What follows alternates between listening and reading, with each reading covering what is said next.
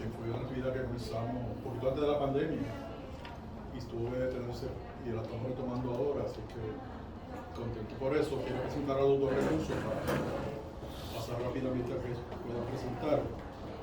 En el caso de, presento primero al doctor Yamil Ortiz. Yamil posee un bachillerato en trabajo social de la Universidad de Puerto Rico en Humacao. Posee un doctorado en psicología académica investigativa de la UPI y actualmente se desempeña como investigador auxiliar y coordina el programa de mentoría acá en el CIS. Además ofrece cursos sobre análisis cuantitativo en la Facultad de Ciencias Sociales aquí en la UPI. Su interés en investigación está relacionado con el efecto de videojuegos en los procesos cognitivos, el aprendizaje y el comportamiento. También colabora como consultor metodológico y estadístico en proyectos de investigación de la facultad. Ha colaborado en trabajos relacionados a salud, derechos humanos, educación y avalúo, y cuenta con publicaciones y presentaciones en revistas locales e internacionales sobre temas de salud mental, tecnología y educación. Por otro lado, el doctor Alexis Rodríguez Ramos posee un bachillerato en arte con doble concentración en psicología y sociología y una maestría en psicología social comunitaria, un juris doctor y un doctorado en filosofía en psicología, todos de aquí de la UPI. Ha trabajado como profesor desde 2007 en varias universidades. Actualmente se desempeña como director de investigación en Centro Universitario de Servicios de Estudios Psicológicos CUSEP, adscrito al Departamento de Psicología. Es autor del libro Game on Puerto Rico, la cultura de gaming boricua, publicado en el 2016. Es el primer libro sobre la cultura de los videojuegos en Puerto Rico y el autor del libro Más allá de lo lúdico, ensayos sociohumanísticos sobre videojuegos, publicado recientemente el año pasado. Entre sus otros trabajos publicados se encuentran beneficios y posibilidades de los videojuegos, aportaciones desde la psicología, publicado este año. Tú eres una muchacha, tú no tienes derecho a estar jugando, tú no puedes ser gamer. Análisis de las experiencias de mujeres videojugadoras en Puerto Rico, 2019. Y Heroic Possibilities, Video Games as a Way to Learn and Understand Culture, 2012. Sin más preámbulos, rapidito, dejo a nuestro invitado. Bueno, pues gracias a todos por acompañarnos en la tarde de hoy. Hoy les voy a hablar un poco sobre qué es lo que estamos haciendo a nivel de investigación en el Centro de Investigaciones Sociales referente al tema de los videojuegos. Van a ver que el tema de los videojuegos es sumamente abarcador. Nosotros trabajamos temas de los videojuegos, el efecto de los videojuegos en la salud mental, el efecto de los videojuegos en el aprendizaje, el efecto de los videojuegos en el comportamiento, porque muchas veces lo que hemos buscado es establecer esta base de investigación a partir del tema. Cuando los estudiantes llegan a mi oficina buscando mentoría, pues yo digo, ¿qué tema te interesa trabajar? Salud mental. Pues yo digo, pues vamos a ver cómo yo puedo mezclar la salud mental con este tema para impulsar esta investigación. Y por eso esta área siempre me ha interesado, porque es un área que tiene un gran foco de abarcación, que pueden tener varios temas incluidos en el mismo. A nivel de los proyectos que he trabajado en el pasado, cuando comencé a trabajar con videojuegos, empecé a trabajar con intervenciones neurocognitivas, el uso de videojuegos para aprendizaje de inglés y modificación de procesos cognitivos. Como vamos a ver más adelante, hay mucha literatura que nos habla de cómo estas tecnologías pueden modificar el cerebro de las personas que la jueguen y pueden ayudar a que estas personas tengan una velocidad de procesamiento más alta, tengan más atención, unos procesos cognitivos más activos a partir de la actividad que están realizando. Además de eso, trabajé en un proyecto con estudiantes sobre el efecto de los videojuegos en el aprovechamiento académico y la agresión, que son temas que muchas veces se tocan, cómo estas tecnologías pueden afectar la vida de las personas, y colaboré en una serie de ensayos en el libro Más allá de lo lúdico, que fue publicado el año pasado, y tuvimos la presentación del libro hace una semana. Así que eso es lo que sienta la base para lo que yo he querido montar en el CIS, y voy a hablarles un poco sobre qué es lo que yo he querido hacer, cómo lo he ido llevando y hacia dónde quiero llevar esto. Porque muchas veces me he encontrado que muchos estudiantes quieren trabajar el tema de los videojuegos, pero no encuentran con quién hasta dónde llegar, no encuentran un espacio donde llegar para hacerlo, y eso es lo que yo he tratado de hacer los últimos años en el CIS, que los estudiantes puedan venir aquí a hacer investigación sobre ese tema. A nivel de los proyectos activos que tenemos un proyecto, uno de los proyectos que tenemos, que ya llevamos 2 años con él, esta es la 4ª fase. Estamos desarrollando una escala para medir el uso problemático de los videojuegos, vamos a hablar de eso más adelante. Recientemente la Organización Mundial de la Salud desarrolló el diagnóstico de lo que es el uso problemático del Internet Gaming Addiction, y ha habido muchas críticas a este diagnóstico y muchos mucha controversia respecto a si estas tecnologías o no pues crean cierta adicción en las personas.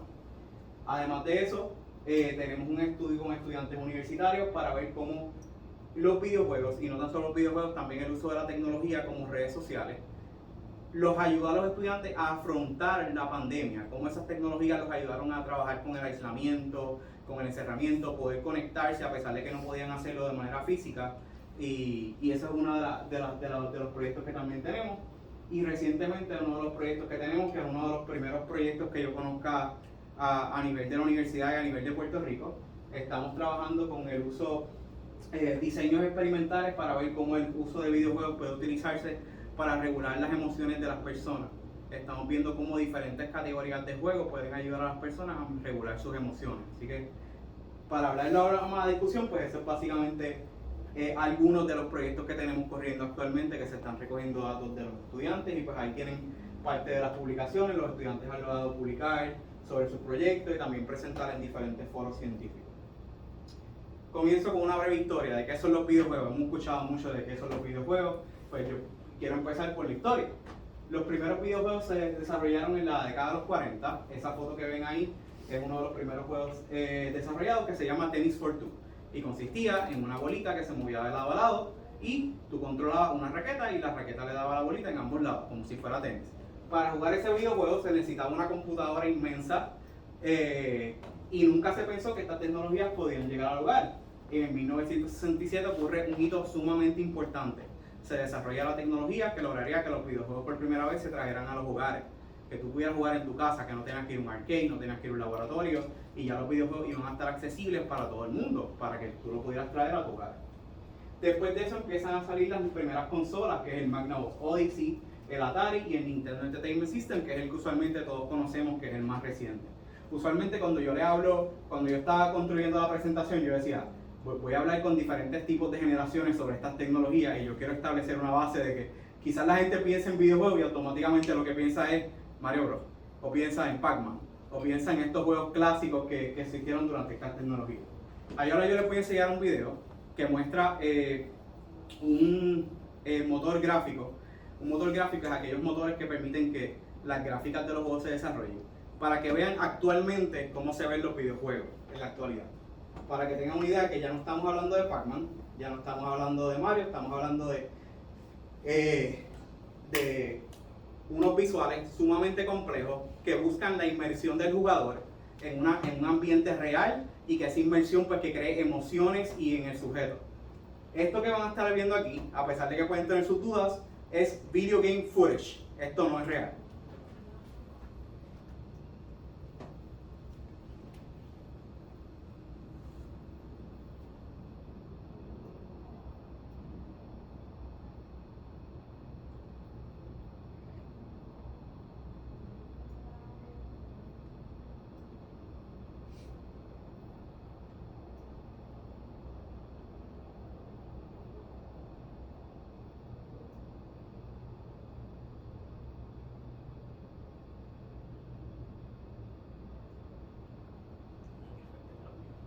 Sí,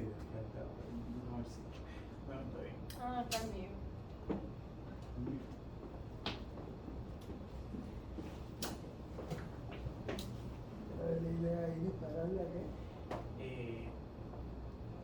Es una simulación de un juego, es una simulación.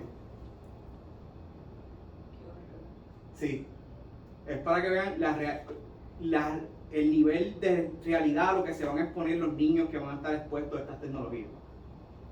Estamos hablando que estos motores gráficos están casi simulando lo que es la realidad. Y esto es muchas veces lo que los padres no saben. Los padres le compran la consola, le compran el jueguito, y estamos hablando de que si tú ves eso, yo no podía diferenciar eso de un video real. A nivel de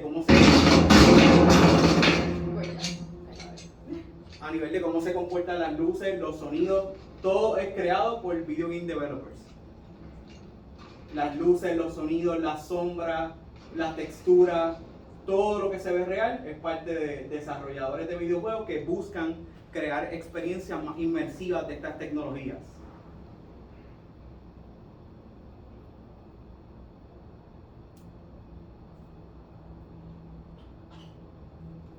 Cada papelito, cada corte, cada pedazo, todo es construido, es desarrollado por un motor gráfico que le ayuda a las personas pues crear esta realidad, que se puedan invertir más en el juego. Sí, no, ya no sé. Pues, si me puedes prender la luz, por favor, para seguir. Nada, un poco la razón por la que vengo a este video es que ya no estamos hablando de Pac-Man, ya no estamos hablando de que estas tecnologías están separadas de lo que es la realidad. Estas experiencias se busca que sean sumamente inmersivas y el efecto que pueden tener en la conducta puede ser significativo, porque ya yo no le estoy disparando quizás un cuadrito en la pantalla, ahora estoy disparando un puntito, ya le estoy disparando a renders reales de humanos que actúan de manera real cuando reciben una bala, actúan de manera real cuando recargan una pistola. Parte de lo que nosotros queremos ver en los estudios que estamos haciendo en cómo ha avanzado esta tecnología y los avances en esta tecnología, qué efectos pueden tener en la conducta de los jugadores, que eso es algo bien importante que nosotros queremos observar. A nivel del impacto cultural de estas tecnologías, en esta gráfica podemos ver que a principios de la década del 2000, dentro de los activos más populares era la música y el cine. Ya vemos que en las últimas décadas los videojuegos han superado a la música y el cine 2 y 3 veces a nivel de los ingresos generados por esta industria. La industria de los videojuegos es una industria billonaria, es una industria que tiene mucho poder, es una industria que se ha abarcado diferentes espacios culturales. Ahora mismo, hace poco salió la película de Mario Bros, generó casi 450 millones la primera semana. O sea que ya tenemos que el impacto de los videojuegos a nivel cultural, social, la inversión de estas tecnologías se ve en todas y cada una de las facetas de la vida de las personas. Yo siempre le pregunto a mis estudiantes en mi clase, ¿alguno de ustedes es gamer? Y me alza la mano la mayoría del salón. ¿Alguno de ustedes conoce un gamer? Y el resto de las personas me alza la mano. Porque todos conocemos una persona que interactúa con estas tecnologías, de alguna manera trabaja. Sobre el impacto en Puerto Rico ahora mismo no tenemos suficiente investigación que nos deje saber cuál es el impacto que está teniendo esta tecnología en los jugadores, cómo los está afectando, cómo de alguna manera se puede rescatar estas tecnologías para utilizarlas de manera positiva. Eso es en parte lo que nosotros hemos querido desarrollar con las investigaciones que estamos haciendo en el laboratorio. Una nación de juegos. Estas son las estadísticas más recientes que tiene el Entertainment Software Association. Esta es una organización que se encarga de establecer las reglas de cómo se establecen los criterios de videojuegos, porque sabemos que esto es lo que muchos padres no conocen. Los videojuegos están desarrollados por categoría. El ESRB con el Entertainment Software Association desarrolla categorías sobre cuál es el juego apropiado, similares a las de las películas, que es PG, PG-13. También los videojuegos tienen categorías. Y esto es algo que más adelante van a ver que en unos talleres de padres que he ofrecido, porque hemos hecho enlaces con el programa de educación y estamos ofreciendo unos talleres a la comunidad, a padres, sobre que muchos padres no conocen nada de esto. Los padres le compran la tecnología y no conocen que existe un sistema de rating, que existen unos juegos que no son apropiados para las edades por el contenido, que no verifican el contenido de sus juegos, simplemente piensan, pues, el nene quiere ese juego, yo lo compro y that's it. No voy a entrar más en eso porque se entretiene. Así que, casualmente, la edad promedio de los gamers está entre 35 y 44 años, que usualmente se piensa que son las personas más jóvenes, la mayor personas que juegan, pero son estas mismas generaciones que crecieron con Mario, que crecieron con el Atari, que crecieron con esto, que ahora tienen el poder adquisitivo de poder ingresar a esta tecnología y poder participar de ella. A nivel de Puerto Rico tenemos uno de los pocos estudios que se ha hecho, o el primer estudio que se hizo sobre la cultura gamer en Puerto Rico fue el del doctor Alexis Rodríguez. Y este estudio tuvo un hallazgo sumamente interesante. Si quieres hablar un poco de eso ahí, Alexis. Sí, este estudio se llevó a cabo entre el 2013 y 2015. Se compuso de 3 técnicas de recolección de información. Una de ellas fue una encuesta en línea, que son los resultados que están viendo ahí. Usualmente cuando uno hace encuestas, uno propone una muestra y casi siempre después tiene que hacer una justificación de por qué no alcanzó la muestra. En este estudio fue al revés. Yo había propuesto inicialmente una muestra de 200 personas porque eso es lo que la literatura decía. Una de las personas en mi comité dijo no, 300 en vez de 200, y al final pues esa era la muestra y yo subí la encuesta en línea y en 72 horas ya yo había conseguido mis 300 encuestas. ¿Por qué? Porque estaba una tecnología que usa gente que pues, tiene mucho acceso a la computadora y entonces pudieron acceder a la encuesta en línea, así que yo la dejé correr y al final terminó con 616 personas que la contestaron y después empecé a eliminar cualquier persona que yo entendía que o era menor de edad o que había dejado información fuera. Mucha gente entró a pasear, saber qué había, pero no contestaron. Y al final me quedé con ese banco de 505. Y entonces lo que nos decía era que pues, sigue siendo una población enfocada en personas que se autodenominan como masculinas, 73% a 26. Una de las cosas que vimos también fue la edad, porque el promedio de edad fue de 33 años en ese momento. Yo casualmente estaba ahorita hace un par de horas discutiendo una disertación con un estudiante y en su muestra de 364 personas el promedio de edad fue 29 años. O sea que más o menos se ha mantenido, ha bajado un poco. La semana pasada estuve en otra defensa y la muestra, el promedio de edad fue de 28. Así que estamos hablando de un público adulto que, como Yamil decía, pues gente que se crió en los 80 jugando videojuegos, que ahora continúa jugando videojuegos. Ese juego que vieron de Unrecorded es específicamente para ese público. O sea, esto no es para niños. Los niños juegan una cosa que se llama Splatoon, que también así, pero con pintura y con cosas. Así es que, y eso es bueno tenerlo presente porque cuando hablamos de videojuegos mucha gente piensa que es para personas menores de edad, y cuando ven este tipo de videos se asustan y empiezan porque los niños están jugando esas cosas, y es que bueno, es que se supone que no, igual que no se supone que vean películas R antes de cierta edad, no se supone que jueguen juegos categoría de adulto cuando tienen 7, 8 años. Para esas categorías hay otros tipos de juegos. Y es importante tenerlo presente porque puede generar confusión. O sea, mientras han evolucionado los videojuegos, pues han evolucionado también en términos de mercado y se destinan a unas poblaciones algunos juegos y otros a otras. Yo conozco personas, incluyendo el compañero, que juega unos juegos cuando está solo y cuando está con su hija juega unos que ella puede jugar. Así que eso lo he visto bastante en entrevistas e interacciones con gamers. Así es que básicamente gran parte de la población jugaba o en el fin de semana o los días de semana por la noche, lo que significa que no afectaba su desempeño laboral. Así que era una práctica bastante balanceada. 4 horas a la semana. Algunos juegan más porque hay una categoría que son jugadores profesionales de gaming. Ellos tienen que entrenar porque van a torneos, y así que sí tienen que dedicarle más tiempo a los juegos. Como cualquier otro atleta, ya sea de piscicampo, de levantamiento de pesas, que tienen que obviamente desarrollar sus destrezas, pues en el caso del gaming competitivo, pues también tienen que dedicarle. Obviamente esas personas tienen que lidiar con otro tipo de situaciones, como manejo del estrés, como manejo del fracaso. Obviamente invierten mucho tiempo en prepararse, y una persona en Puerto Rico fue a Brasil a un torneo y perdió las primeras 2 peleas y se eliminó. Después de que estuvo todo el tiempo preparándose y viaja a Brasil, se elimina en la primera ronda. Y obviamente eso tiene un impacto en su próximo desempeño, porque si no aprende a trabajar con la frustración, pues entonces no va a poder mantenerse al nivel competitivo que quisiera. Afortunadamente este año ya ha mejorado mucho y ha ganado competencia y se mantiene entre los primeros 10 a nivel del mundo. Así es que... Sí, esa es otra cosa que vamos a hablar, que la cultura en Puerto Rico, la cultura del gaming ha ido creciendo en los últimos años.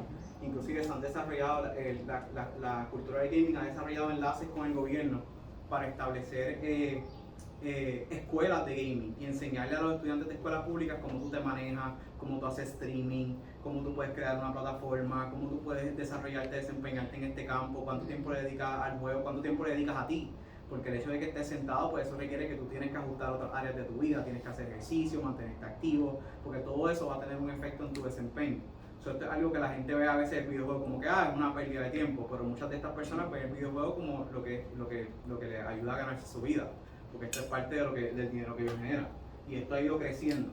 En los últimos años se ha visto un aumento en el tiempo de juego gradual. Eso es algo que también ha traído preocupaciones. El tiempo de juego ha aumentado. Creo que el promedio semanal, la última estadística que vi, creo que el promedio semanal eran 17 horas a la semana, promedio de juego adolescente. Y ha ido aumentando gradualmente a través de los años. Sin embargo, mientras más uno progresa en la vida, el tiempo de juego se reduce. El tiempo de juego se reduce. Así que obviamente uno va asumiendo otras responsabilidades y eso hace que el juego, la cantidad de tiempo que pueda limitar, se va limitando poco a poco. ¿O te quedas ciego?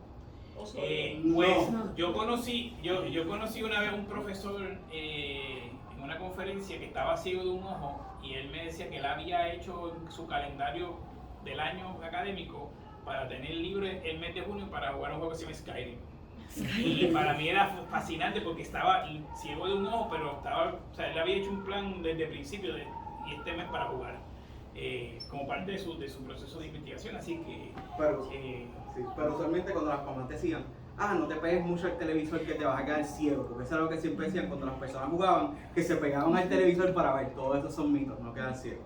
Lo que se ha visto es que a nivel de visoespacial, cuando los niños están mirando el campo espacial de lo que es en la pantalla, bueno, les voy a mostrar.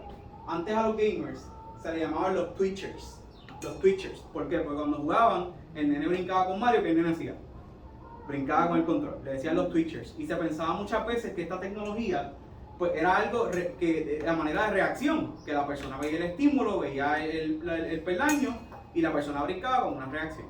¿Qué pasa? Estudios recientes como los que nosotros estamos haciendo, nos damos cuenta que hay procesos de cognición en todo esto. El niño está planificando, el niño tiene memoria, el niño está procesando varios estímulos a la vez, el niño está teniendo muchos procesos complejos que lo ayudan a moderar ciertas características para tener éxito en el juego. Porque en el juego tú no estás pendiente de una cosa, tú estás pendiente de tu avatar, estás pendiente de lo que está pasando, las bolitas que vienen por aquí, que a veces yo le digo a los papás, siéntese con el control y traten de jugar con ellos para que vean lo complejo que es esto. Y los papás dicen, pues yo no duro ni 2 segundos en la pantalla y ya se murió el muñeco. Y piensa tu hijo que puede estar ahí mucho tiempo esquivando todo esto y todo esto se van desarrollando, y el niño pues puede lograr superar los retos del juego. Que estos son parte de los aspectos positivos que se ven de los videojuegos, que se están utilizando en terapias para ver si la persona pues tiene alguna deficiencia cognitiva o tiene que tener algún tipo de desarrollo en cierta área cognitiva, pues nosotros podemos utilizar estas tecnologías que están disponibles al público para utilizarlo como una manera complementaria. A nivel del ejemplo que yo siempre les doy, les voy a presentar otro ejemplo de lo que es, no tienes que apagar la luz, un poco para que vean aquí. Para que se vea de cuadro de abajo. Un poco para que vean aquí, lo que les voy a mostrar ahora es un ejemplo de la velocidad de procesamiento de un videojugador a nivel profesional.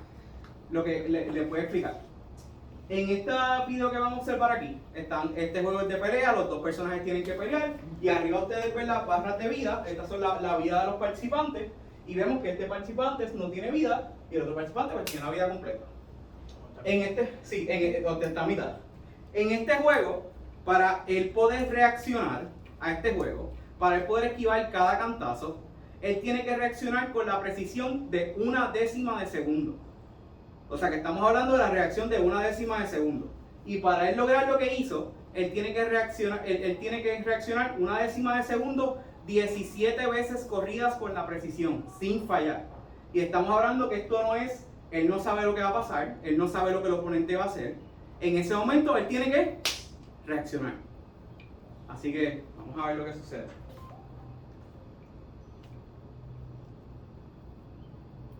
No voy a poner sonido porque con la pantalla que lo vean es suficiente. Un poquito. Esto es uno de los juegos de pelea populares. Algo que también quiero que vean en la esquina, eso que ven ahí, así eran los torneos de videojuegos antes. Los torneos eran en espacios pequeños, los mismos estudiantes, los mismos jugadores los organizaban, eran espacios bien recatados, no se daban premios muy grandes. Como ven ahí, déjame ponerlo de nuevo rápido. Y eso un poco para que vean un ejemplo de cómo se convierte en una actividad social. De cómo se convierte, exacto. Cada cual en su casa, sino que se reúnen. Ahora se reúnen para jugar y tienen sus espacios. Aquí espacio puede ser el centro de convenciones. Cada golpe que va a pasar aquí, 1/10 de segundo, 1/10 de segundo, 1/10 de segundo, 1/10 de segundo. La persona tiene que reaccionar a cada golpe que le va a dar el personaje. Y en esa instancia, ustedes no lo pueden ver, pero en esa instancia el personaje le propina 17 golpes al otro. Y él reacciona a los 17 golpes en 1/10 de segundo. Nosotros no podemos ni pensar en lo que está pasando, porque lo que vemos es un blur o algo, un reguero de colores. Pero a nivel del procesamiento cognitivo que tienen estos jóvenes que se dedican profesionalmente a esto, puedes prender la luz, Andrea, gracias. Es algo sumamente complejo a nivel de lo que ellos están procesando en estos tipos de tecnología. Esto nos trae preguntas sobre ¿Cómo nosotros podemos aplicar estas tecnologías para el desarrollo cognitivo, el desarrollo de procesos? Se ha visto que los estudiantes tienen excelentes capacidades visoespaciales, excelentes capacidades para task switching, que eso es una característica bien particular de los gamers, porque las personas hablan del multitasking. El multitasking es algo que no existe. Nosotros hacemos rapid task switching.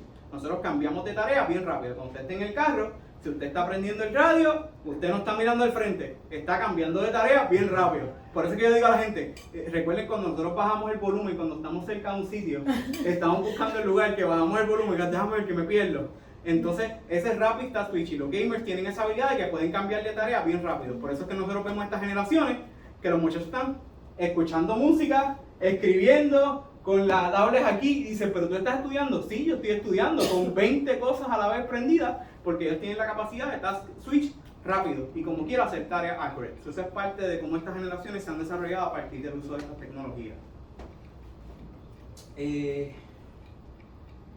Vamos a hablar ahora de uno de los temas más controversiales, que es cómo los videojuegos impactan la violencia. Esto es un tema que se ha visto a través de todo Puerto Rico. Nosotros lo hemos trabajado en el laboratorio y no hemos encontrado ninguna evidencia a nivel de los estudios que hemos hecho que los videojuegos causen que una persona actúe de manera violenta. Todos los datos que nosotros hemos recogido, toda la literatura apunta a que los videojuegos no causan violencia. Sí, los videojuegos causan un aumento en la agresión, pero la agresión no equivale a violencia. La agresión es una manifestación a menor nivel de la violencia. Me explico. El hecho de que tú juegues videojuegos no va a estar relacionado a estos eventos que por los medios de comunicación estuvieron claramente relacionados a lo que son los videojuegos. Tan pronto ocurrió la masacre de Virginia Tech, la masacre de Sandy Hook, la masacre de Aurora, todos esos eventos, inclusive la masacre de Puerto Rico que ocurrió en Guaynabo, estuvieron asociados. Se intentaba ver el perfil de estas personas y se encontró que ellos eran gamers. Y rápido empezó a surgir la discusión de, pero los videojuegos causan violencia, los videojuegos causan que una persona actúe de manera violenta. Y toda la evidencia de la literatura apunta a que no actúa. Las personas que utilizan videojuegos no sustenta que son personas violentas. Y particularmente en los primeros dos casos, en el de Virginia Tech, creo que al principio se había una preocupación con que fuera gamer, y cuando siguieron investigando, al contrario, no era gamer, y eso era lo raro, porque para una persona de su edad que nunca había jugado videojuegos, en comparación con sus otros compañeros de clase que sí habían jugado, era como lo que sería como raro. No que jugara, sino que no jugara. Y en el de Sandy Hooks, rápido salió, sí, que dedicaba mucho tiempo a jugar. El juego que él jugaba se llama Dance Dance Revolution, que es un juego de baile. Así es que como un juego de baile te lleva a cometer eso, pues habría que ver ese nexo. No es porque en el sótano de su casa estaba lleno de armas que sus padres compraban y que lo almacenaban, eso no tiene que ver. Aparentemente el juego de baile que lo llevó a hacer eso. Sí, que es parte y ese es el discurso un poco que se maneja en los medios, que para un poco no entrar en el debate del control acceso de a las armas, rápido sí. se enfocan en los videojuegos para tratar de responsabilizar esas acciones, como si uno fuera un autómata y automáticamente uno se expone al tipo de juego que vieron ahorita y automáticamente uno va a sentir ese deseo de replicar en la vida real. Como decía Miguel, desde que se empezó a trabajar con videojuegos en el 1985, siempre ha habido una preocupación con la violencia. El primer juego que causó esta preocupación se llama Death Race, que es un juego donde tienen que guiar un carro para atropellar a unos zombies, y los zombies se convertían en cruces y obviamente dificultaban el paso, y uno tiene que ser estratégico de dónde hacía eso, pero como las gráficas eran tan malas, pues la gente pensaba que uno estaba atropellando gente. Y eso que ocurrió en el 85, esto fue en el 76, ya traía esa preocupación, así con el elemento de la realidad, cada vez acercando el juego a lo que uno puede ver en la vida cotidiana, pues se exacerba ese discurso. Excepto que ahora estamos conscientes de que eso puede ocurrir, de que puede tener algún tipo de efecto, y por eso es que se limita el acceso, dependiendo del juego, a la población que se supone que llegue. Pero cada vez que se da esto, yo por lo menos recuerdo que la última vez que ocurrió una masacre en Estados Unidos, que el gobierno trató durante la presidencia de Trump. Durante Trump, fue la misma prensa la que empezó a sacar las investigaciones que se habían hecho para decir no existe un nexo causal entre jugar videojuegos y cometer más shooting en Estados Unidos. La misma prensa que en otros momentos lo había llevado, ahora ya han cambiado de discurso y lo han cambiado no porque como una opinión, sino citando trabajos que se han realizado consistentemente a través de los últimos 15 años, que no existe. Sí hay un elemento de agresión, pero no es significativa ni persistente para llevar a una persona a cometer un acto violento. Y eso es básicamente lo que se recopila de la investigación. La app ha lanzado statements sobre el uso de videojuegos y violencia y no han logrado establecer ese link entre lo que es los videojuegos y la violencia. Eso es parte, algunos de los mitos que usualmente debatimos cuando hablamos con personas que no conocen sobre el tema. Aquí un poco pueden ver, para que vean un poco la discusión, que estos es otro de los argumentos que se hace. Cuando nosotros hablamos de las cosas que pueden llevarte a ti a cometer un acto violento, tanto los factores genéticos como la pobreza, como otros factores, se han visto que tienen un mayor impacto en si una persona puede actuar de manera violenta o no, que los videojuegos. Cuando vemos el efecto de los videojuegos, que usualmente ronda entre los puntos 15 y punto 20, no es un factor que tú dices, pues esto es lo que nos debemos enfocar a nivel de política pública, porque eso es lo que se intentó hacer. En California se intentó desarrollar política pública para controlar el acceso a los videojuegos.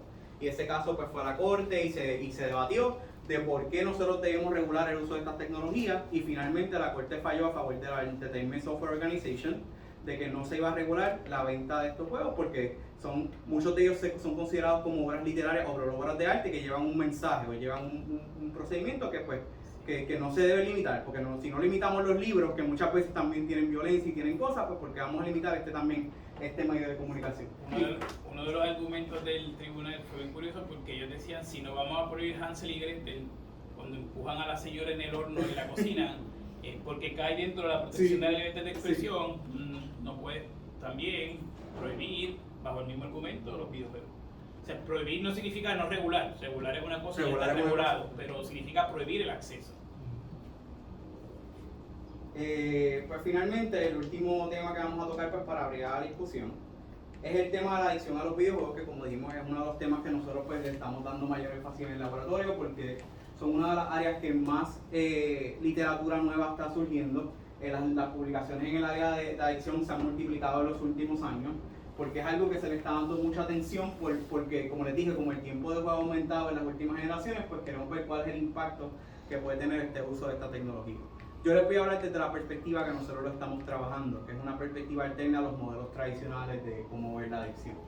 Los modelos tradicionales usualmente ven la adicción desde los manuales de diagnóstico, que es el ICD y el DCM, y la adicción a los videojuegos, ellos lo que hicieron fue literalmente que cogieron los criterios del gambling addiction, de la adicción a los juegos del azar, y los aplicaron al uso de videojuegos.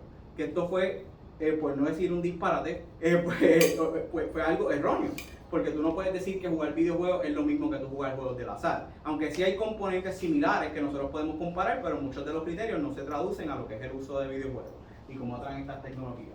El modelo que nosotros estamos proponiendo en las investigaciones que nosotros estamos realizando es un modelo de regulación emocional.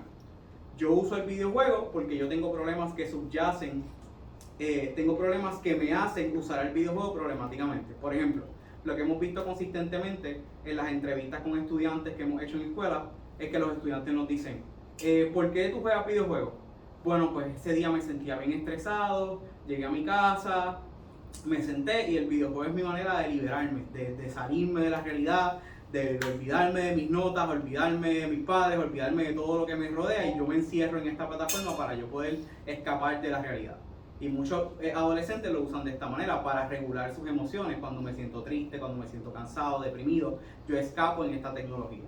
Y ahí viene el uso problemático, porque se vuelve el constante uso de esta tecnología para regular mis emociones lo que empieza a afectar mi vida, porque dejo de hacer las asignaciones, dejo de bañarme, dejo de comer, dejo de asearme, le miento a mis papás, empiezo a tener conductas que son bien similares a la adicción. Por ejemplo, nosotros vimos casos de estudiantes cuando entrevistamos que curiosamente nos pasó en varias entrevistas que los estudiantes nos decían, yo juego mucho más tiempo de lo que mis papás saben, porque cuando mis papás apagan la luz, que yo veo que, ellos decían, la estrategia, cuando yo veo que la luz del cuarto se apaga por debajo de la puerta, ese es mi momento para levantarme y quedarme jugando hasta las 3 de la mañana. Y nosotros, eso fue un dato curioso que encontramos, que probablemente los padres piensan, no, mi hijo no juega tanto, mi hijo quizás no sabe, pero al menos se está levantando por las noches y juegan. Y fue lo que vimos consistentemente en las entrevistas, que los niños decían, ¿tú eres honesto con el tiempo que tú le dices a tus padres que juegas? Y muchos de ellos dijeron, no. Yo usualmente me levanto por la noche y sigo jugando. Ellos me dicen, acuéstate, apaga la consola y sigue jugando. Esas son cosas que cuando nosotros traímos a las reuniones de padres, ellos nos decían, pero me estará pasando a mí, ahora voy a chequear yo, ahora tengo que estar levantándome por la noche a ver si la luz está prendida. Y son cosas que pasan, porque muchas veces los padres están alejados de cómo se conceptualizan estas tecnologías. Pero muchas veces lo estamos viendo desde esa perspectiva, que el videojuego no es el problema que subyace son los problemas emocionales que llevan a la persona a usar estas tecnologías de manera problemática. Y si nos concentramos en el videojuego, nos olvidamos todas aquellas cosas que pueden estar afectando a los niños y adolescentes y también estudiantes universitarios que también lo hacen, que utilizan estas tecnologías para regularse. Para hablarles un poco, para ir cerrando,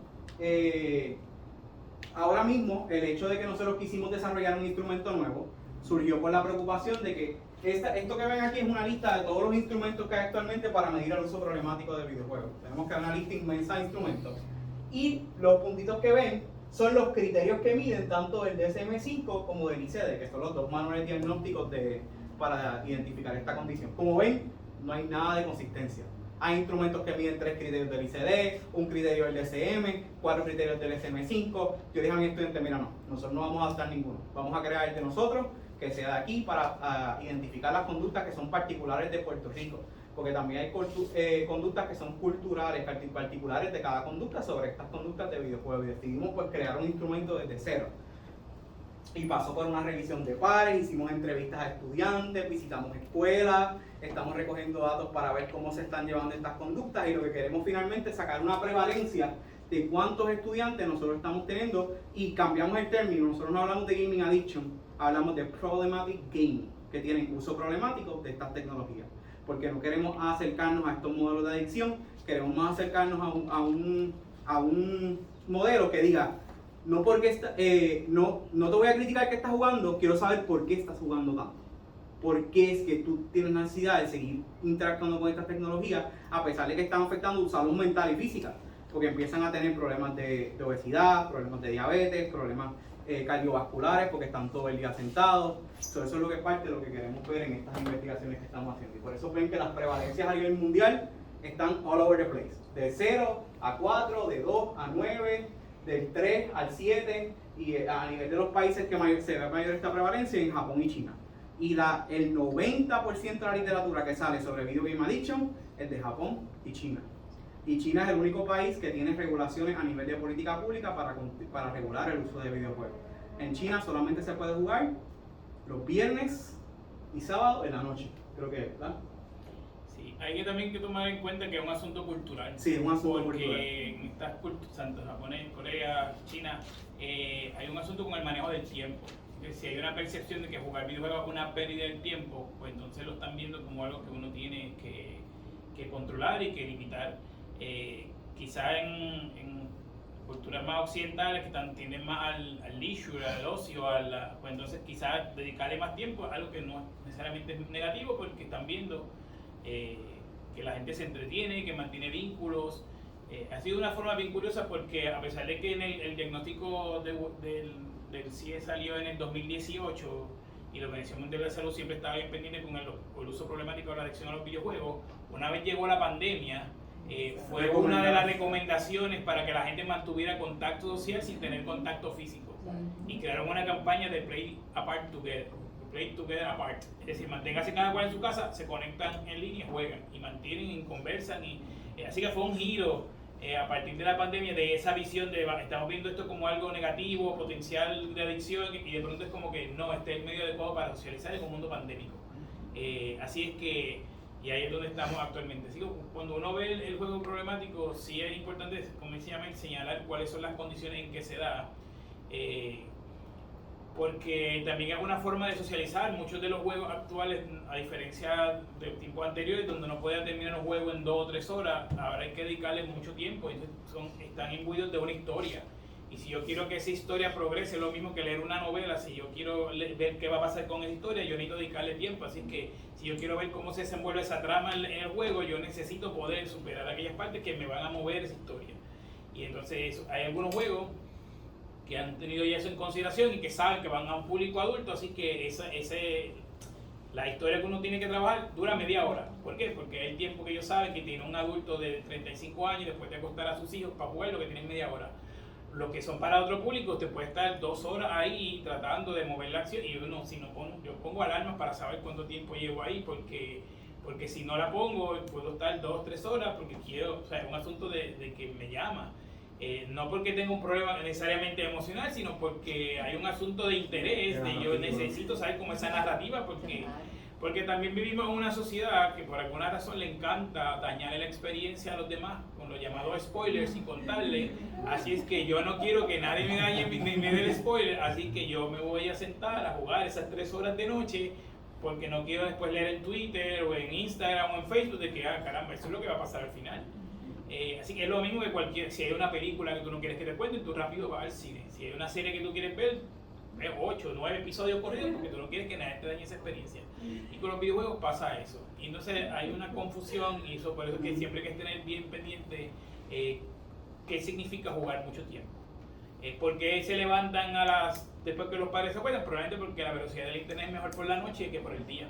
Así que usted no quiere ser víctima de una cosa que se llama lag, que es obviamente el problema entre lo que uno está viendo y de la conexión, porque esto es un asunto de precisión y tiempo, y entonces cuando usted está jugando, si el internet no corre como se supone, y usted está compitiendo con alguien que está en Japón, que su internet corre como se supone, porque Japón tiene leyes para que el internet corra a una velocidad específica que en Puerto Rico no tenemos.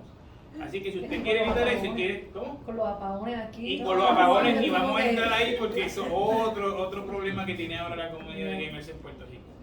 Así que es siempre importante conocer el contexto y las circunstancias en que sea eso antes de brincar a decir que tiene un problema de adicción. Porque la palabra adicción tiene una carga social negativa. Y eso es lo que uno, en este disco, por eso lo tratamos más como un juego problemático y no como adicción, un poco para separar. Yo he visto titulares de prensa que dicen jugar Fortnite es como usar heroína. Y yo no sé qué heroína se mete en ellos porque son dos cosas distintas. Fisiológicamente son distintas. Es que eso fue la malinterpretación de un estudio que se hizo a nivel científico, que encontró que cuando las personas jugaban videojuegos, las áreas de placer que se activaban eran áreas de placer similares a personas que consumían sustancias. Y rápido sabemos que los medios de comunicación cogen esa literatura y tiran ese titular para que la persona, pues obviamente los videojuegos equivalen a la heroína. Yo cuando vi ese artículo, eso no fue nada lo que dijeron los investigadores, dijeron solamente estaban hablando de la activación de las áreas de placer, de reward cuando están jugando el juego, que son las áreas que se nos activan a todos cuando hacemos cualquier actividad placentera. Cualquiera, sí. Bueno, un poco para cerrar, ¿hacia dónde nos estamos moviendo? Porque queremos saber qué es lo que vamos a hacer con esto. Nosotros tenemos el proyecto, ahora mismo tenemos varias propuestas sometidas para el desarrollo del primer laboratorio que estamos trabajando con Alexis, con Alfredo Rivas, y tenemos un enlace también en la Escuela de Medicina de Ponce para trabajar el primer laboratorio en Puerto Rico y el Caribe de investigación sobre videojuegos. Queremos que la Universidad de Puerto Rico sea el espacio donde, si tú quieres estudiar estas tecnologías desde la perspectiva cultural, social, fisiológica, educativa, tú vengas aquí y estén los expertos que te ayuden a montar tus proyectos de investigación, lo que yo he tratado de hacer con mis estudiantes a través de todos estos años. Ahora les presento el proyecto de mis estudiantes. Este proyecto ellos lo están haciendo. Ellos están viendo cómo el videojuego te afecta a diferentes categorías de videojuegos, afecta el ritmo cardíaco. Estos son los juegos que están utilizando y estas son las medidas para que vean a nivel preliminar los datos que ellos han obtenido. Vemos que cuando ellos están jugando juegos cardíacos, juegos que son de aventura, pues el primer participante que jugó, el ritmo cardíaco durante el juego era más bajo. Se sentían relax, se sentían libres de estrés porque estaban haciendo una actividad placentera. Cuando están jugando juegos de acción, a ver la diferencia, vamos a ver aquí, el juego de acción era aquí, este es el juego de acción. Cuando vemos muchos pics, eso es que el juego es una actividad que es bien activa, el ritmo cardíaco constantemente va a estar moviéndose. Por eso, y parte de lo que estamos haciendo investigación es para dar a conocer que no todos los juegos son iguales. Muchas veces cuando las personas utilizan el término videojuego, automáticamente le viene a la mente pistolas, disparos, violencia. No todos los juegos son iguales. Hay juegos que pueden ser bien a usar para las personas, pero hay juegos que pueden ser calming para las personas y los pueden llevar a estar en un estado placentero y pues ayudar a regular esos procesos fisiológicos. Termino con esto. Recientemente la FDA aprobó el primer videojuego aprobado por la FDA para tratar el ADHD. Aprobado para la FDA, el videojuego, para poder utilizarlo necesitas receta médica. Es un videojuego que necesita receta médica para jugarlo, fue desarrollado en un laboratorio y pasó por Clinical Trials de la FDA. Los videojuegos como obras literarias, muchas veces no pensamos que estos videojuegos tienen una historia que contar. el videojuego This War of Mine no habla sobre la perspectiva de la guerra de las personas que pelean, habla sobre la perspectiva de la guerra de las personas desplazadas. Tú eres una persona desplazada en una guerra y te estás moviendo en un ambiente donde todo el mundo te dispara y tú te tienes que esconder, conseguir comida, tratar de moverte en estos espacios destruidos, y le enseña a la gente la guerra desde una perspectiva diferente. Y Takes Two habla sobre una pareja que se va a divorciar, y este juego solamente se puede jugar de con dos personas. Y la pareja se vuelven personajes chiquitos, y si tú no trabajas en equipo, esas dos personas no trabajan en equipo a través de todo el juego, no pueden llegar hasta el final. Y las personas se dan cuenta, que ese matrimonio se da cuenta en ese proceso, que si no trabajan juntos, pues no pueden lograr cosas en la vida, que también tiene una narrativa excelente para procesos terapéuticos de pareja, de cómo trabajar en equipo, en que si los dos no nos movemos juntos, este barco no se mueve. Tenemos LSLs, que son historias de superación, de logro, y Detroit Become Human, que habla sobre el AI, sobre estos debates que tenemos ahora con el AI, cuando el AI avance, cómo vamos a recibirlo, cómo va a ser este proceso de integrar el AI en todas estas prácticas que tenemos. Particularmente el último juego, el de Detroit, es un tipo de juego también donde la persona incide en la historia. O sea, el juego tiene 22 finales posibles.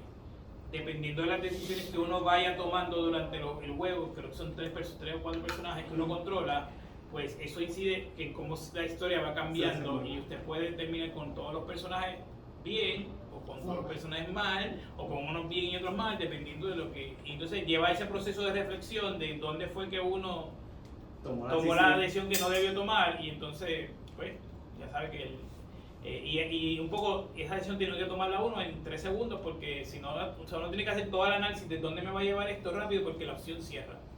No sé si vieron ahorita el que presentó Yamil, que era el de la pistola que iban por ahí. Cuando se encuentra con una persona, dio 4 opciones sobre qué hacer. Le pregunto por alguien, lo ataco, entonces uno tiene, dependiendo de lo que uno escoja, eso te cambia el juego completamente. Es como leer Rayuela, dependiendo de cómo uno lea, pues sabe una historia distinta.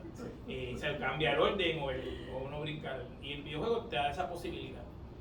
Sí. Hay un juego que es similar, que se llama Nier Automata, que es un juego japonés, y ese tiene 26 endings distintos, y ese juego es bien interesante porque es una personificación entera de filosofía, específicamente el existencialismo, porque los personajes todos son un tipo de robot.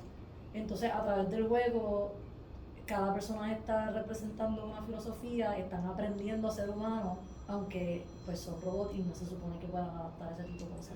Ese es uno de mis juegos favoritos. Sí. Y se han utilizado para la educación, para el arte. Esos modelos fotorrealísticos que ustedes ven no son simplemente para juegos violentos. Profesores de historia han utilizado juegos que, por ejemplo, están en la antigua Roma, porque los developers fueron tan exactos en crear esos paisajes que ellos dicen, pues mira, en lugar de yo enseñarles una foto, pues vamos a enseñarles el juego, que ellos lo recrearon tan perfectamente que nosotros podemos ver cómo era un coliseo, cómo era todo esto en ese tiempo, y a través de eso... Cuando se quemó Notre Dame, la gente de Assassin's Creed, que ellos habían hecho, uno de esos juegos durante el French Revolution, como ellos habían ido a investigar la arquitectura, ellos tenían todo y básicamente le dijeron, así que lo puedes reconstruir basado en lo que ellos pudieron hacer. Basado en el mismo render y Yo de soy lo que enfermo para que mis estudiantes cuando vamos a trabajar Dante. Hay un juego que se llama Dante's Inferno. Sí. Ese mismo. Sí, podemos hacer para enseñar historia, los videojuegos Pero son... yo más o que también. Pero nada, videojuegos para cambio social. Esto es una de las cosas que también nosotros queremos promover en la investigación que hacemos aquí. El videojuego Ghost of Tsushima fue un videojuego que se desarrolló a partir de la historia de la isla de Tsushima. Pues ¿qué pasó? La historia de Tsushima tenía muchos monumentos que estaban desmerecidos con el tiempo y todo. Los mismos gamers les gustó tanto el juego y el setting de Tsushima que recaudaron $260,000 para restaurar la isla de Tsushima. Como que yo vi esto en el juego y yo quiero que esto se vea bien porque yo quiero visitarlo algún día. Yo quiero que esto sea un lugar histórico. El UN ha utilizado, las Naciones Unidas ha utilizado videojuegos para Save the Environment, ayudando a personas a identificar especies de animales, lugares que pueden ser de peligro.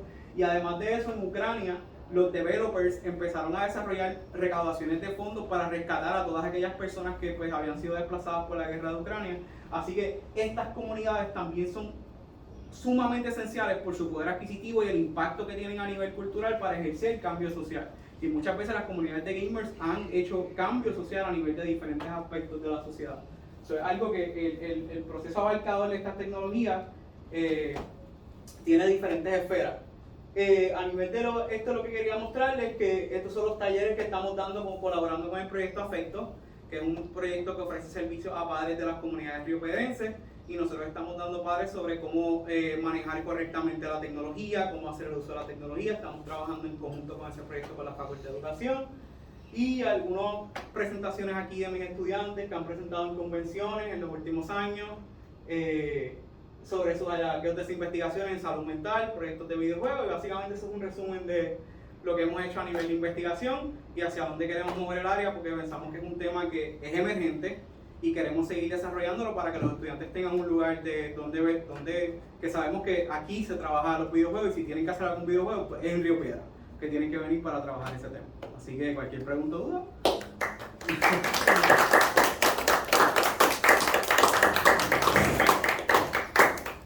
Podemos abrir la tertulia. Sí, ahora podemos abrir la tertulia a discutir. Te iba rápido. Cuando hablas del enfoque en uso problemático versus adicción, aunque no lo articularon como tal, estás hablando de un enfoque salubrista versus un enfoque médico. Sí. Porque ese es el discurso que hay sobre las adicciones en general, adicción al alcohol, etc.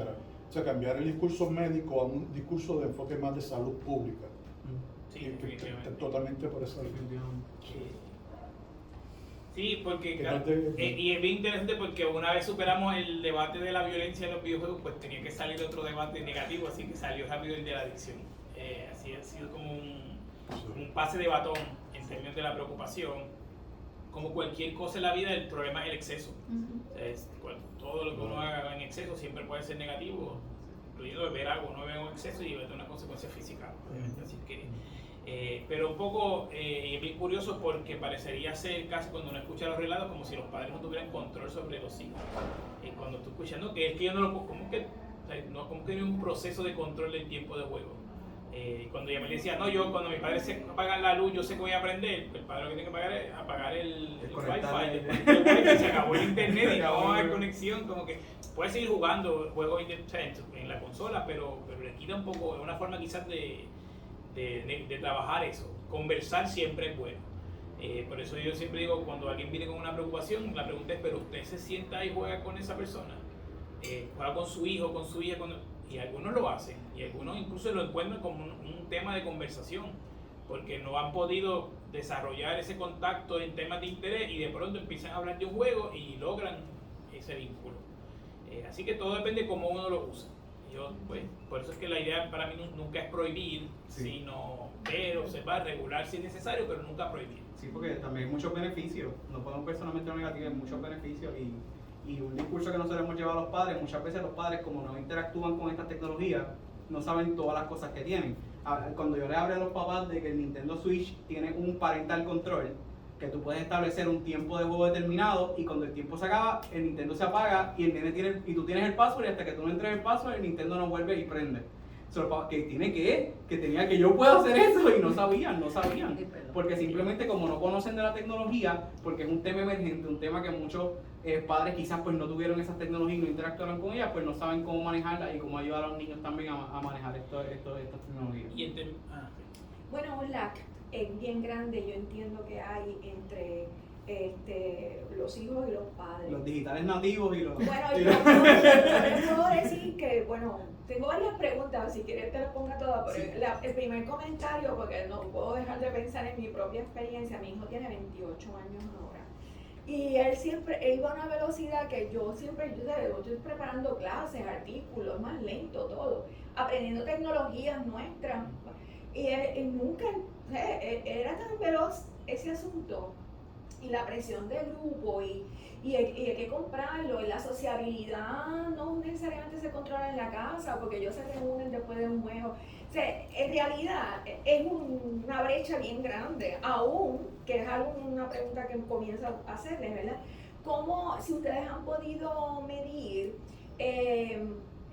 digamos, el uso de estas tecnologías por grupos sociales, por ejemplo, grados de escolaridad de los padres, porque yo pienso que ahí hay una brecha grande, porque yo, por ejemplo, tienen quizás a nivel de educación, en mi casa ese no era el problema. porque de escolaridad, sino que tiene que ver con tecnología. O sea, yo entender todo eso, ir a la velocidad y que además no me atrae, punto, yo no quiero jugar eso. Pero entonces,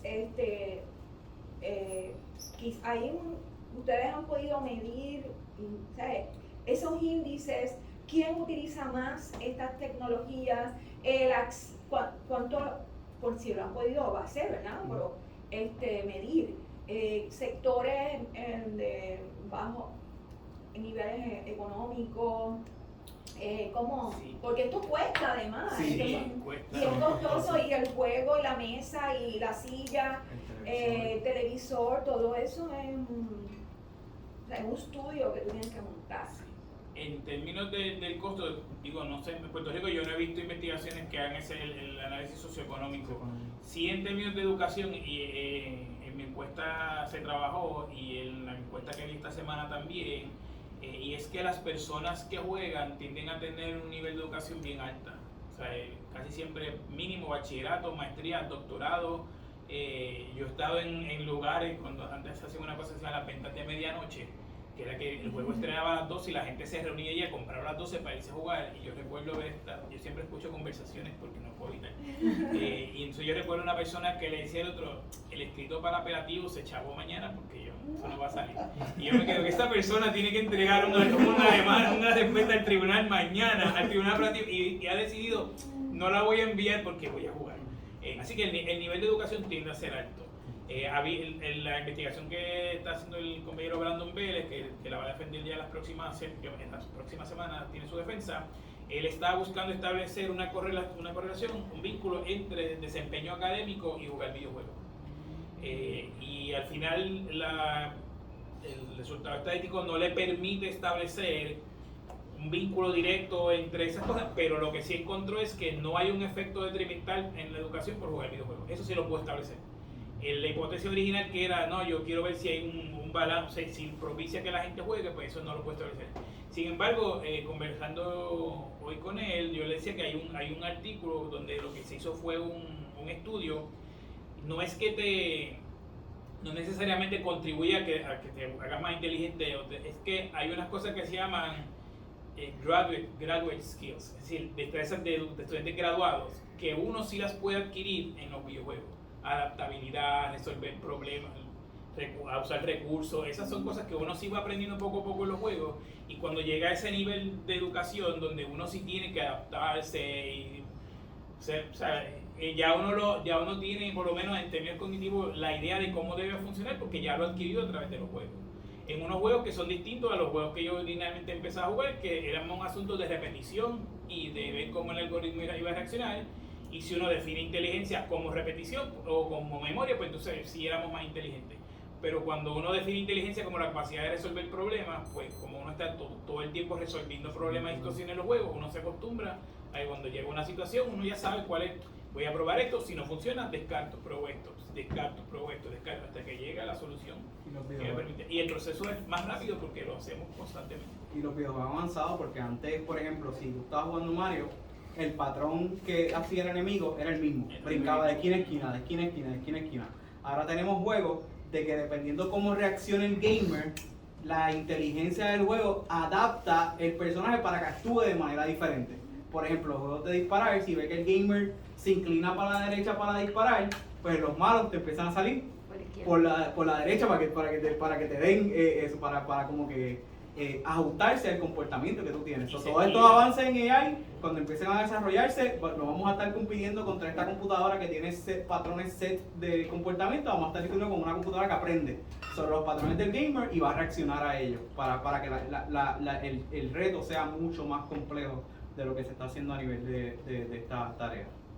Sí, bueno, pues lo felicito por la investigación muy interesante. Yo también tengo varios hijos, 25, 23, sobre todo el de 25, lo podía ver cuando ustedes estaban describiendo eso, y no solo eso, sino que durante la pandemia ellos jugaban en grupo y por ejemplo tenían compañeros que estaban todavía en Mayagüez y tuvieron atletas, tuvieron que salir de los hospedajes cuando el lockdown, estaban solos, los padres habían emigrado a Estados Unidos, se enfermó de COVID y entonces el juego por la noche era la forma de darle seguimiento. ¿Cómo está? ¿Comiste hoy? Pues mañana Juan te va a llevar la comida y te la va a dejar en la puerta. Y, ¿sabes? Como que ayudó mucho. Pero entonces quería preguntarle, cuando es que llegué unos minutos tarde, pero cuando ustedes hablan de entrevistas, pudieron hacer las entrevistas a nivel de escuela superior, que lo mencionan, pero también a nivel de universitario, y hay variaciones. Nosotros el estudio con estudiantes universitarios lo realizó el estudiante Carlos Albizu, que fue el que trabajó con gaming, la escala de gaming, la variación. El proyecto mío, yo trabajé con estudiantes de 12 a 17 años, eran como de séptimo, octavo, noveno y décimo. Y ellos pues nos hablaban sobre cómo eran sus experiencias con el gaming. Ellos reconocen cuáles son sus prácticas gaming que no están bien. Porque ellos dicen, yo me quedo a veces hasta 3 de la mañana, yo sé que no está bien, pero yo me quedo a veces hasta 3 de la mañana. Pero lo que tenemos que pensar que no es una conducta en particular, es el conjunto de estas conductas. Porque a veces ellos me decían, pues yo me quedo, pero después no lo hago más en la semana porque sé que tengo que ponerme al día con mis cosas. Es cuando ya yo no tengo control, que me tengo que quedar todas las noches, que me tengo que quedar, y eso es lo que, la consistencia de esa conducta a través de un periodo de tiempo, es lo que determina el gaming problemático. Nosotros vimos, además en esas entrevistas, vimos de cómo muchos lo utilizan para regulación emocional, que fuera ya que yo pienso más interesante, que muchas veces pensamos, pues, los niños están trabajando con muchas cosas en la escuela, problemas que pueden estar pasando, y en lugar de quizás hablar con sus padres, pues dicen, pues me voy a la tecnología y quizás con mis amigos me relajo y pues tengo esta tecnología que me da esa terapia que necesito, ese escape que necesito de la realidad. Y eso es parte de lo que se vio en la... Y entonces la otra pregunta que yo tenía es si en Puerto Rico han encontrado evidencia de generación de diseño de juegos como tal. Sí. Bueno, creación. en Puerto Rico hay un grupo que se llama el Puerto Rico Game Developers Association, que trabajan diferentes juegos. Todavía está en una etapa que yo pensaría inicial, en términos quizás no desarrollar lo que se llaman juegos AAA, que son mundo abierto, están todavía en 2D y en 3D algunos de ellos. A mí lo que me parece muy importante es que todavía falta, de lo que he visto, desarrollar el componente narrativo. O sea, un buen juego es un buen juego porque tiene lo que llamamos el gameplay, que es la dinámica que ocurre en el juego, pero también un componente de historia y narrativo. Y eso no solamente pasa con el gaming en Puerto Rico, pasa con las películas de Puerto Rico y con la serie de Puerto Rico. Usted ha visto algunas películas, pues los guiones no son tan creativos quizás como en otros lugares. Y son temas bastante que se repiten muchas veces. Así que yo pienso que sí falta un elemento de creatividad en las historias, pero en términos técnicos, de lo que ha ocurrido en los últimos años, sí ha habido avance. Y en algún momento se llegó a proponer a Puerto Rico como un lugar donde se desarrollara, donde vinieron uno de los estudios grandes a sentar una base en Puerto Rico para generar proyectos desde aquí.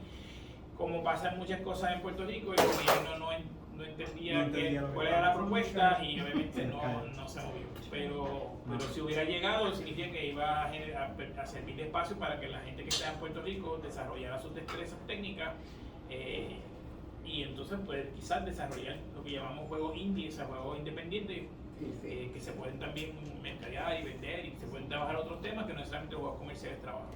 Otra cosa es que el desarrollo de un videojuego es un proceso sumamente costoso. Sí. Uno de los videojuegos que recientemente salió, que fue uno de los que mis estudiantes estaban haciendo investigación, el presupuesto para ese videojuego acercaba el $1 billón.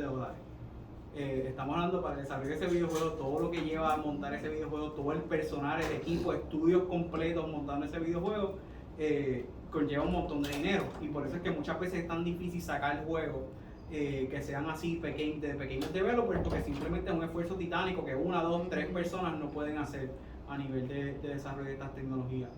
Sí, en Atari una sola persona hacía todo el juego. Literalmente una persona programaba todo el juego y ahora eso no se puede. Bueno, vamos a expulsar a los ingleses en un videojuego así como histórico. Sí. Porque Una pregunta. Una pregunta para ustedes como investigadores, ¿no les creo problema el asunto del lenguaje, aducción versus uso problemático? Porque cuando yo lo escuché al inicio de la tertulia, yo decía, ¿qué será uso problemático? Porque no pensaba que era excluyente de la aducción, ¿entienden? Sí, o sea, si tuvieran ese dilema tuvieron ese dilema de qué palabra utilizar para que no tuviera la carga negativa que tiene la adicción, ¿verdad? Desde el saque, como uno dice, porque la tecnología depende para la que uno lo use, en eso estamos claros. Pero no sé si ustedes tuvieron ese dilema de qué palabra utilizar que pudiera coger en su justa perspectiva el proyecto de ustedes de investigación, que no es demonizar. Sí, que ¿Entiendes? Eso fue un debate bien grande que tuve con mis estudiantes, porque en la literatura hay un montón de términos. Está el intergaming addiction, está el problematic gaming, está la adicción a los videojuegos, internet gaming disorder. So, parte del problema que tenemos con los términos es que no hemos definido claramente la categoría. Como ven en la literatura, los instrumentos de medición están all over the place en cuestión de lo que estamos midiendo. So, como no hemos establecido claramente qué es lo que estamos mirando, y yo quise tener como la cautela de decir, mira, vamos a hablar de la conducta problemática, más de darle el peso de la adicción, que sabemos que tiene una carga terrible en cuestión de cómo, inclusive los servicios que se ofrecen a nivel de adicción, hay una carga terrible y ya los videojuegos tienen un estigma. Yo parto desde la perspectiva de eso. Yo le digo a mis estudiantes, ya todas estas personas, por ser gamer, ya la gente los mete en cajitas. De esta persona es sedentaria, esta persona no produce en el trabajo. Ya los gamers tienen sus cajitas, o no es cuestión de no añadirle cajitas a esta población, y queremos solamente ver cuando esta tecnología está siendo utilizada pues de manera que no es productiva para ellos. Eso fue un debate que tuvimos, y todavía el término, yo le digo, todavía estamos abiertos a modificar términos y hacerlo, porque estamos desarrollando lo que es el modelo teórico que proviene de la regulación emocional. Pero sí es algo que ciertamente tenemos que tener mucho cuidado, porque eso puede ser algo que puede traer un estigma adicional al uso de estas tecnologías. Sí, a lo mejor el uso solo sin problemática. No, hay un uso no problemático, Hay un y uso por no eso es que problemático. hablamos de uso problemático para distinguirlo de ese Para uso no distinguirlo de problemático, eso. de uso Ok. regular. Sí, Por eso que yo puedo jugar Sí. 2 horas. A mí me parece interesantísimo y es una joya de investigación, así que los felicito y les deseo mucho éxito.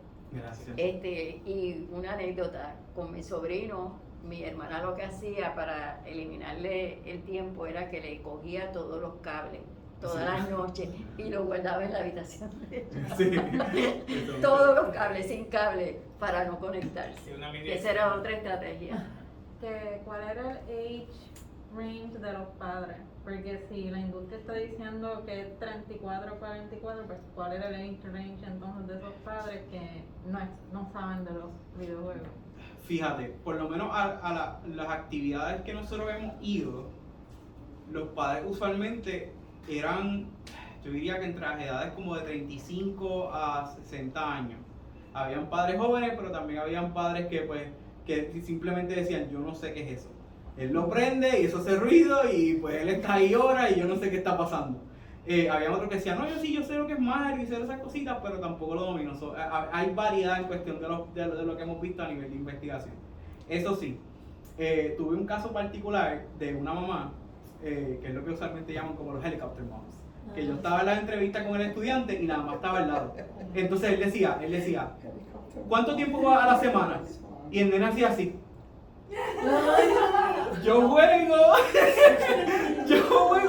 1 hora a la semana. Y empecé a hablar del juego. ¿Y qué juego tú juegas? Yo juego, y me mencionaba juegos que yo sabía que tú no puedes jugar 1 hora a la semana. Y entonces nada más seguía, sí, no, él tiene juegos bien controlados. Y le hablaba por encima de él. Y entonces yo tuve que pedirle a la mamá en la entrevista como que, dame un minutito para hablar con él y poder hacerlo, porque ya estaba encima de él. Y ahí pues él se soltó, me habló de su juego, él reconocía, decía, a veces, tuve estudiantes que me hablaron de que aumentaron de peso. Desde que me compraron el Switch, yo he aumentado unas libras, porque ya no hago tanto deporte como antes. Ellos reconocen cuando estos factores pueden afectar pues la salud de ellos, cuando lo están viendo que la afectan, pero es necesario hacer más investigación, porque como no tenemos todo esto claro, todos estos términos claros, yo siempre he estado desde la perspectiva de que si nosotros podemos rescatar cosas positivas de estas tecnologías y aplicarlas a diferentes áreas de la salud, movimientos sociales, todos estos aspectos, vale la pena hacerlo, porque es una tecnología que va a seguir creciendo, esto va a seguir desarrollándose. Ahora viene el metaverso, ahora vienen todas estas cosas, que ahora las interacciones sociales se van a dar en otro ambiente digital. Y eso pues va a ser parte de esta tecnología, porque ahora lo que los videojuegos se están moviendo es Video Games as Services. Y esto es lo que mucha gente conoce. Que los videojuegos ahora no es que tú pagas $60 y tienes un juego, el videojuego ahora tú pagas una mensualidad. Y es como si estuvieras pagando una membresía y tú tienes que ingresar al juego porque estás pagando la membresía y eres parte de esa comunidad, de ese juego que participa de esa membresía. Y eso son comunidades que se forman y tienen sus propias prácticas culturales, sus propios procesos de cómo interactuar los unos con los otros. A como que estudiantes compartir un funeral. En uno de estos videojuegos, uno de los gamers murió, hicieron un funeral, hubo una procesión, todos los gamers se pararon en una línea y llevaron al avatar del personaje por el medio para darle una homenaje a ese personaje, a lo que era ese personaje en el juego. Eso fue en World of Warcraft. Y se llevó todo, y todo esto salieron noticias, salieron artículos de cómo todos los gamers se organizaron para hacer una procesión a esta persona que había aportado a la comunidad digital. Y era esta persona que interactuaba con todo el mundo, compartía, ayudaba a las personas a resolver problemas en gaming y hicieron una procesión funeral dentro del mismo juego.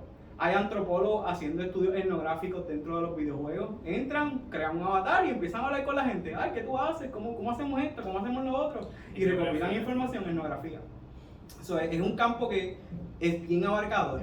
Y mientras estas tecnologías sigan avanzando, cuando empiecen a ver las tecnologías de realidad virtual, que son más inmersivas, estoy colaborando en un proyecto con estudiantes de Ponce que están utilizando la tecnología de VR para trabajar con fobias, para exponer a las personas a fobias de una manera segura. Por ejemplo, tú tienes fobia a las alturas, pues te puedes exponer de una manera virtual con un juego a las alturas, sin tener que exponerte esa exposición gradual para que la persona tenga ese desarrollo. So, la aplicabilidad de estas tecnologías en todos los ámbitos del campo de investigación todavía no hemos llegado al límite de lo que podemos hacer. Y es parte de lo que queremos mover aquí con los estudiantes. Y ellos saben que desarrollan los proyectos y los mueven y yo los apoyo y seguimos montando cosas nuevas cada semestre. Así que un poco en términos, para volver a la pregunta de cuáles son los trades de los padres, tú puedes tener padres jóvenes que no saben nada de juegos, o sea, un poco quizás, y porque un poco volver al asunto, no hemos logrado establecer en Puerto Rico quién juega, o sea, cuánta gente juega, porque eso va a requerir un estudio. Yo he tratado de traer conversas con el Instituto de Estadística y hay mucho interés, pero no hay mucho dinero para hacerlo. O ir a la encuesta de la comunidad y poner unos reactivos, pero pues relativamente menos que estaba como 15,000 pesos, no sé, que no tengo. Así es que, o sea, hay formas de averiguar eso, pero lo que no es son recursos. Pero así que tú puedes tener padres que están todavía entre 20 y 35 años que no saben nada de gaming, y tener otros que tienen 60 que sí saben. Así es que un poco nos falta todavía investigar sobre esos temas.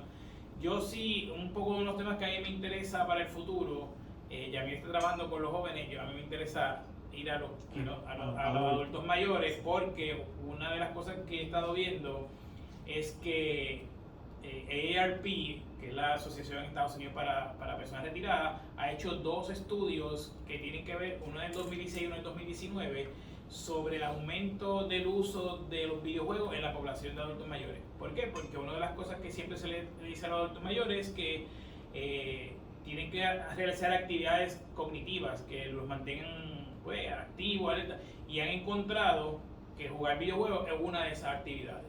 Y yo casualmente hago una actividad con el director ejecutivo de AARP en Puerto Rico y le pregunté y él me decía que él mismo se reunía con sus amigos a jugar Mario Kart, que es un juego de... así que hay población que juega. Así que, pero como no hemos podido avanzar en la investigación, o sea, este laboratorio de videojuegos que Yamil está hablando aquí, la primera vez que nosotros discutimos esto fue hace 10 años. Y estuvimos así de que la universidad lo aprobara, así. Y se desvaneció en el aire. Así, ¿qué pasó? ¿Y qué sucedió? Cambiaron la rectora y de administración y el proyecto se cayó. Pero eso pasa en los grupos de investigación. Sí. Algo que, no sé si te puedo interrumpir. Sí, claro. Es que en la mayoría de los países del mundo, todos los gobiernos llevan a cabo la encuesta de uso del tiempo, menos en Puerto Rico. Que no sé si ustedes deben explorar esas encuestas. Se usan distintas metodologías. El que usa España, Cuba y México son distintas. Europa versus América Latina. A veces son cuestionarios, a veces son entrevistas, pero las entrevistas duran días, semanas, porque es la encuesta de uso del tiempo. Nosotros en el grupo de estudios del trabajo intentamos hacer ese estudio y la muestra la tenía el Departamento del Trabajo porque nos salía en $100,000 la muestra y nunca nos facilitaron la muestra el Departamento del Trabajo. O sea que siempre hay un mito alrededor de que la universidad nunca se vincula al gobierno, pero cuando tocamos la puerta tampoco nos ayudan. Así que nada, un poco esa experiencia de la encuesta de uso del tiempo, porque no sé si los instrumentos ya han incorporado los videojuegos, que sería una forma indirecta de ver si eso porque son encuestas sólidas, la llevan a cabo los gobiernos, ¿verdad?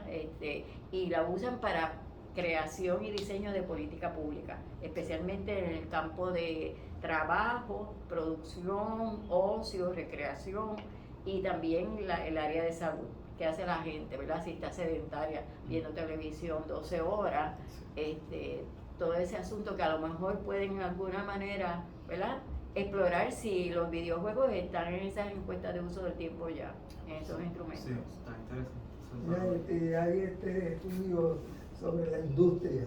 Sí, hay un montón de estudios sobre la industria. La industria ha tenido un crecimiento sin precedentes. Estamos hablando que Nintendo estuvo a punto de irse a la quiebra cuando lanzó su primera consola. Y sabemos que Nintendo ahora es un monstruo gigantesco que tiene miles de subdivisiones que desarrollan estas tecnologías. O sea que esto es una industria que tiene un poder inmenso a nivel económico. Como les dije, cuando se empezó a desarrollar en Estados Unidos y en California esta pelea para modificar la política pública para el acceso, el Entertainment Merchant Organization sacó sus recursos y el caso terminó siendo dismissed. Inclusive cuando Trump empezó a hablar de no es el control de armas, es los videojuegos los que están haciendo que estén estos mass shootings que estuvieron durante su presidencia, el Entertainment Software Organization nuevamente sacó sus abogados y dijo, mira, esto ya se había hablado, hay evidencia científica de que esto no está pasando. Sí, yo pienso que hay libros, he leído libros sobre cómo estas compañías han crecido y cómo algunas no han sido tan successful, otras sí, pero sí sería interesante ver el impacto económico que tienen en diferentes países y también en Puerto Rico. Porque aquí el problema que pasó fue que GameStop era una de las que manejaba todo esto y con las decisiones que tomó el gobierno, pues GameStop decidió irse de Puerto Rico y pues ya estos lugares donde, como decía Alexis, se hacían los midnights, que los estudiantes iban por las noches y los padres iban por la noche a comprar el juego, pues ya eso se desapareció del aspecto cultural. Y el aspecto económico de los juegos y también de estas comunidades, a mí me impresionó mucho la isla de Tsushima, que ellos hacen esto con GoFundMe y en menos nada, en 2 o 3 meses que recogen los dineros y promueven el cambio social de estas diferentes áreas. Solamente ellos se convirtieron, o sea, ellos lo hicieron ambassadors. La gente que hizo el juego, la gente de Tsushima, como ellos le dieron tanta atención a la isla, le pidieron que se convirtieran en ambassadors para la isla. El juego, ellos sacaron un DLC, de hecho, como un año después de que salió el juego, y le añadieron historia, porque le estaban pidiendo como que nosotros queremos que la gente sepa más de nuestra cultura y de nuestra historia, porque aunque somos parte de Japón, completamente distinta, es completamente distinta la cultura, y de hecho el tipo de japonés que hablan también es completamente distinto. Porque están aislados, ese es el historia que estaban aislados. Sí, así que ellos están bien involucrados con la gente que hicieron el juego, usándolo de manera de poder instruir a la gente sobre su cultura y que visiten a la isla y... Es lo mismo un poco para volver al asunto económico, en el 2019 salió un informe que era el del Banco de Desarrollo Económico, que un poco recogía el desarrollo de la industria en toda Latinoamérica, porque en Latinoamérica hay mucha gente que juega videojuegos, muchos de los estudios están ahí, y un poco era un informe que no era para la comunidad de gamers, era para la gente, empresarios que tenían inversionistas, para decirle esto es un negocio rentable, que está en crecimiento, con muchas posibilidades. Y entonces te daban las cifras de cuánto de cuánto dejaba, y es un negocio de billones de dólares. Como es más rentable que el cine, así que está por encima del cine, e incluso ahora hay un fenómeno bien interesante que es el fenómeno transmedia, que es historias que empezaron en los videojuegos ahora se han movido a la televisión regular. Y entonces ahora terminó hace poco una serie que se llama The Last of Us, que ha sido como una serie que a nivel mundial ha tenido mucha audiencia, y es bien hasta cierto punto gracioso porque todos los comentarios de la gente que está haciendo, lo tuvimos hace 10 años cuando el juego salió. Todas esas discusiones de género, todas las discusiones de inclusión, del mundo que, o sea, porque todo eso ya lo tuvimos hace 10 años. Y ya sabemos por dónde va la historia porque ya jugamos el juego, así que ya sabemos las próximas temporadas qué es lo que van a hacer. El resto de la gente que no juega se está enterando 10 años después que nosotros jugamos.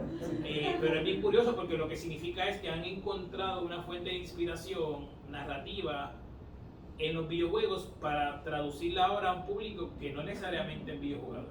Y sale de ahí. Y a nivel económico Cultura también. masiva. Sí. Y a nivel económico, la industria de los videojuegos fue una de las pocas industrias que fue pandemic resistant. Los videojuegos experimentaron crecimiento durante la pandemia. Tanto que no podían vender los PlayStation 5, los PlayStation 5 no Eso fue otro existían fenómeno. porque no tenían las partes Cuando- para poder hacer la consola. Cuando salieron Así las que consolas nuevas no se no se conseguían, la se- gente se- las estaba comprando 3 y 4 veces por encima del precio. La Todavía consola hay se está mucha gente todavía hay gente comprando. comprando las consolas, una consola de 500 pesos, la gente comprándola en $2,000, $3,000, Sí. porque querían ser los primeros en tener la consola. Pues eso fue pandemic resistant, no experimentaron ningún, al revés, yo creo que experimentaron un mayor crecimiento durante la pandemia a nivel económico. So, es una- ajá. Y la industria de los scalpers, porque entonces no era que tú no lo conseguías, es que el que te lo conseguía te lo vendía entonces El doble. on- 3 o 4 Sí, veces sí. más. Era mucho más caro y el negocio era buscar dónde es que iban a aparecer, tener a alguien on the know que trabajaba poniendo los PlayStation. Ese era el black market. Ajá, Tenemos un ir PlayStation allá, 5. undercover, comprarlo y después irte undercover a venderlo. Sí, porque ahí fue en parte lo que pasó con las redes de distribución, porque se dieron cuenta que todos estos chips salían de ciertas compañías que se paralizaron por la pandemia, y pues las redes de distribución se dieron cuenta como que pues no podemos rely tanto en esta gente que puede parar el procedimiento, tenemos que buscar maneras alternas para poder producir estas tecnologías, y parte de todo esto de los chips que está pasando se vio también reflejado en la industria de los videojuegos para conseguir esas tecnologías. Así que Había un Facebook page que era gente, I spotted the PlayStation, y tú rápido ibas a ver. Y ya se acabó. Sí. Y ya se acabó. El post y se acabó. Y alguien que quiera comprar un PlayStation 3, ah. coleccionista, que yo tengo. Pues estamos aceptando donaciones. Lo podemos traer, yo pongo a los estudiantes a recoger datos con el PlayStation, así que Estupendo. Pero estuvo muy bien. Ahora hay que enseñarle el videojuego a los profesores de sociales. estamos planificando hacer un congreso de investigación sobre videojuegos. Alex y yo lo vamos a hablar el próximo año, y la idea es que queremos traer consolas, ponerlas en el lobby, que la gente vaya, juegue, y estaría chévere para enseñar también los proyectos de los estudiantes y otras universidades que también están interesadas en Para el que- 80 aniversario del centro. Mire, eso estaría chévere. Para el aniversario del centro, los 80 años. ¿Cuándo son? En el 2020. Empezamos en el 2024, pero en saludo en el 2025. Todas las actividades. En saludo, va a se haber puede en hacer antes saludo A, también. pero serían las actividades más importantes o ¿sabes? Planificarlas para el año exacto, que sería el 2025, pero el 2024 comenzamos ya con actividades. La meta es poner allí algo así, pero que todos seamos profesores ahí. Eso estaría genial. Es Que sería bueno, hay en variedad saludo porque hay al videojuegos que no requieren 80 tanta aniversario. destreza, porque hay videojuegos que son que Los platforms. moverse Eso es o difícil, o de ¿sabes? actividad. Es difícil. Sí, no, es No tengo la Yo destreza. siempre he perdido hasta las carreras de carro. Yo nunca he Pero eso tratado, es yo nunca he eso es tratado, práctica, porque yo práctica, soy sí. lenta. Sí, pero es Así que ya sé que esa voy a perder. coordinación. Pero estas tecnologías ahora, yo digo, parte de lo que las han popularizado es la accesibilidad. Antes, si tú querías jugar videojuegos, pues primero en el arcade, después era en tu Sí. casa. Pero ahora, En el celular. they're always available. Sí. Tremendo, gracias. ¿Sabes mucho de eso? Yo creo que es que yo juego mucho.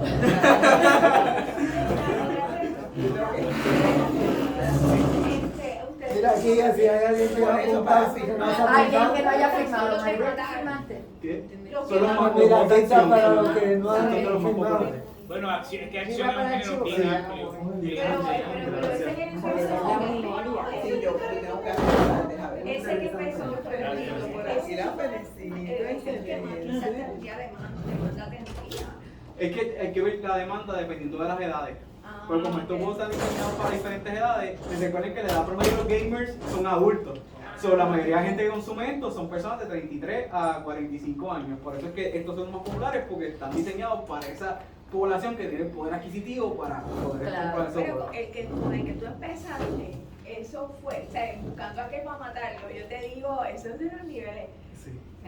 No, Y un poco el video es para que vean como la realidad, ¿sabes? Como ya nos están acercando la casi que no podemos distinguir entre lo que es real y lo que no es real cierto. de estas tecnologías. Sí, bueno, muchas gracias. Sí. Qué bueno, tremendo.